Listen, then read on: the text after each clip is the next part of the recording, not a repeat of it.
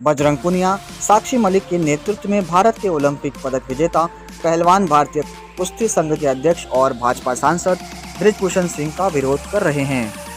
बृजभूषण पर यौन शोषण के आरोप लगे हैं और पहलवान उनकी गिरफ्तारी की मांग कर रहे हैं। इसके बाद 30 मई को पहलवान हरिद्वार पहुंचे और ओलंपिक समेत कई अंतर्राष्ट्रीय प्रतियोगिता में जीते पदकों को गंगा में बहाने का फैसला लिया था। हालांकि किसान नेता नरेश टिकैत की मांग पर पहलवानों ने गंगा में पदक बहाने के फैसले को टाल दिया था, जिसके बाद कांग्रेस आमिर दाऊद मुल्ला ने भी बृजभूषण को जल्द से जल्द गिरफ्तार करने की मांग की है। मैं तो यही बोलना चाहता हूँ कि अत्याचार जिसके ऊपर भी हुआ है, हमारे खिलाड़ियों के ऊपर हुआ है, जिन्होंने हमारे देश के लिए मेडल लाया हुआ है, उनके ऊपर कार्रवाई होनी चाहिए। चाहे फिर वो WFI के प्रेसिडेंट हो, उनके ऊपर कार्रवाई होनी चाहिए। और वो एक बाइट देते हैं कि 15 रुपए का मेडल, ये कोई बात है?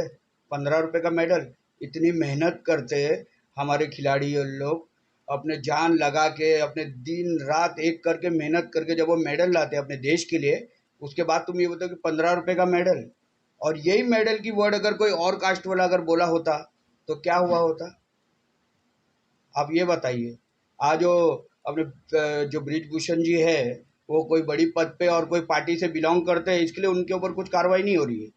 लेकिन वही अगर कोई और कोई कौम होती, ये जैसे मुस्लिम कौम होती, सिख कौम होती, या अगर अपने जो ईसाई कौम होती, ये अगर वो लोग बोलते तो क्या सुन के लेते? सब नहीं सुन के लेते। और अभी उनके ऊपर FIR हुई है 2। अभी उन्होंने अभी 5 तारीख को उन्होंने ये लिया था रैली, तो अयोध्या वाले ने उनकी रैली भी कैंसिल की है। शायद अभी उनको समझ आ गई कि उनकी जगह क्या है। वो दुखी है, उनको इतना ये हो रहा है, इनको अंदर से इतना दुख हो रहा है, तो अपनी मेडल को उभाएंगे नहीं तो क्या करेंगे?